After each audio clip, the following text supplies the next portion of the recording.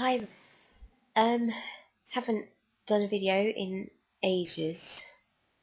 To be perfectly honest, I was waiting for something really positive to tell you all.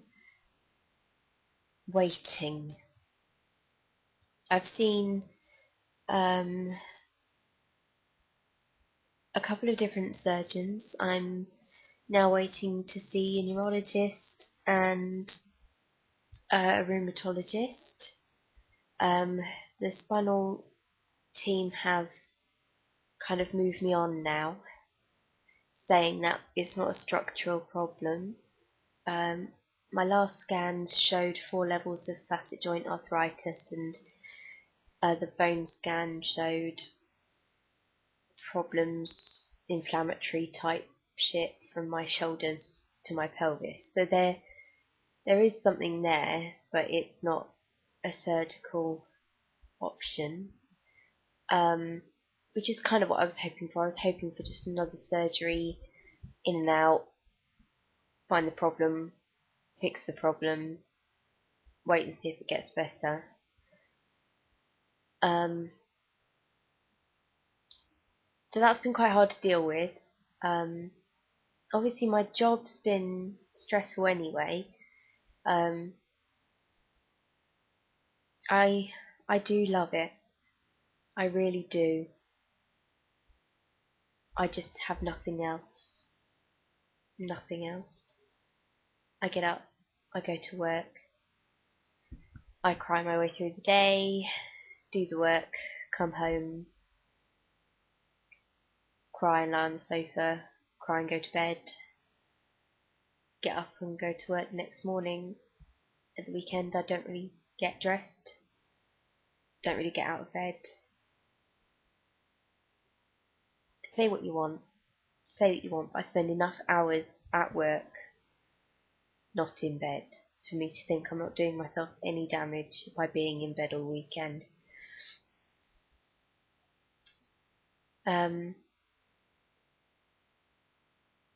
Yeah, it's 2012. It's incredible, really. Although I'm having problems, obviously trying to plan forward and look forward.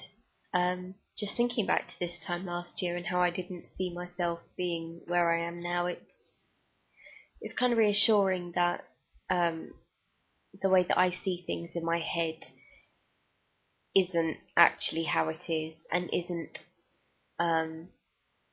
representative of what it's going to be like.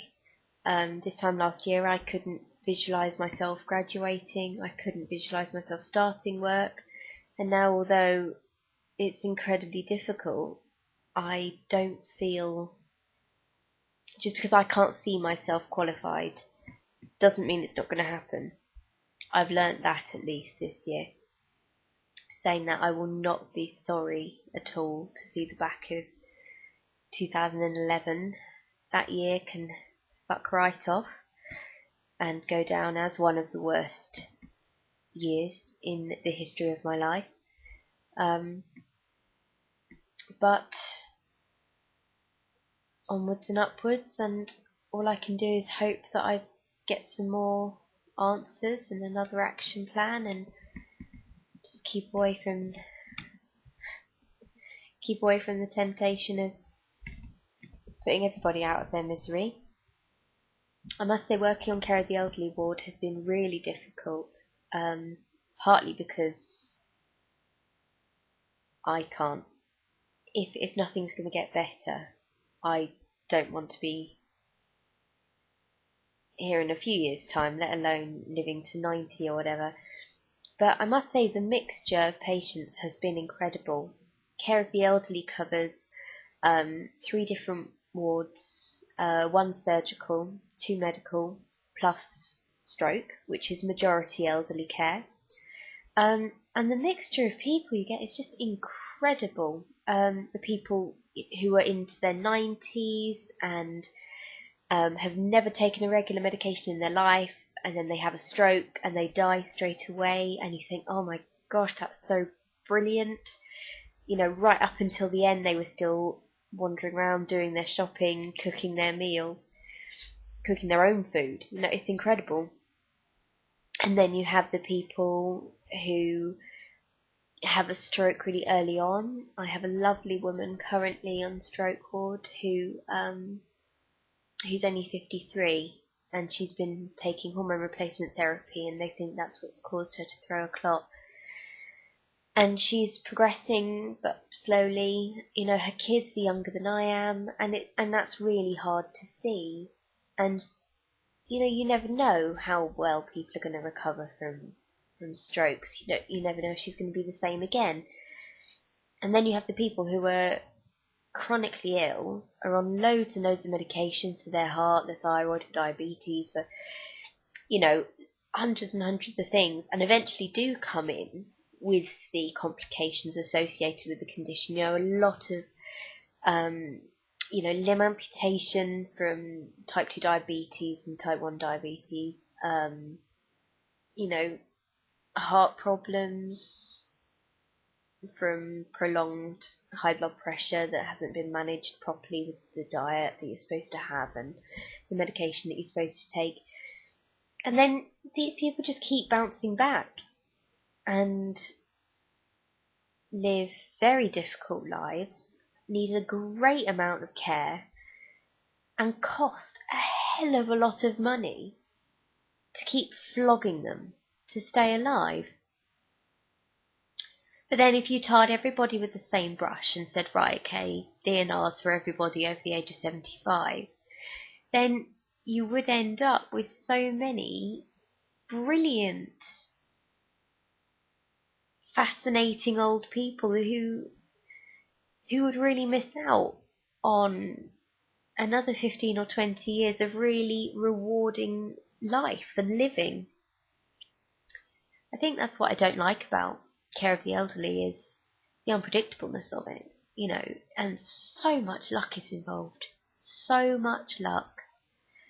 It's not all about the diet and exercise, although that obviously does play a massive part. It's luck. You can have heart disease for years on end, but if you're the lucky person who the plaques don't break off and give you a heart attack, then, or if it saves up and you have a massive heart attack and it kills you in one go, then that's a lot easier than someone who then, dies slow, drowning death of heart failure. I don't know. I just know that I don't want to get old, and I have no intention of getting old, and I have no intention of, if no one can do anything for me, I have no intention of becoming middle-aged. But while I'm here, I might as well make myself useful. Give some people some drugs, make them feel a bit better, and keep them entertained. I don't know why that 8 minutes has gone. I hope I don't have to do this again, because I'm not using my separate microphone, so this might be an absolutely pointless video with no sound. Just obviously my normal shout outs. Sam, love you. I'll speak to you soon. I want to make some purchases from your store, but obviously I only want to buy items that you can make a profit on, with the international shipping being such a bitch. Sandy, I hope you've moved painlessly into your new home. That's a stupid ass thing to say. Hope you've moved easily into your new place, and I hope you're settling down nicely, and Mackenzie's found a new place to put his bed and he's feeling a bit happier.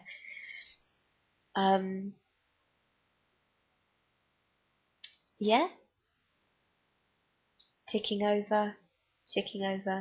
Haven't been to work for the last couple of days because I haven't been able to walk, but shit happens. Still can't eat because they think that I've ruptured the cartilage disc in my jaw, which is why I've got this headache on one side of my head, and I have done for about 3 months now, so still here. Only written a couple of suicide notes, but stayed away from it. Good. Just clutching onto the alcohol with both hands. Speak to you soon.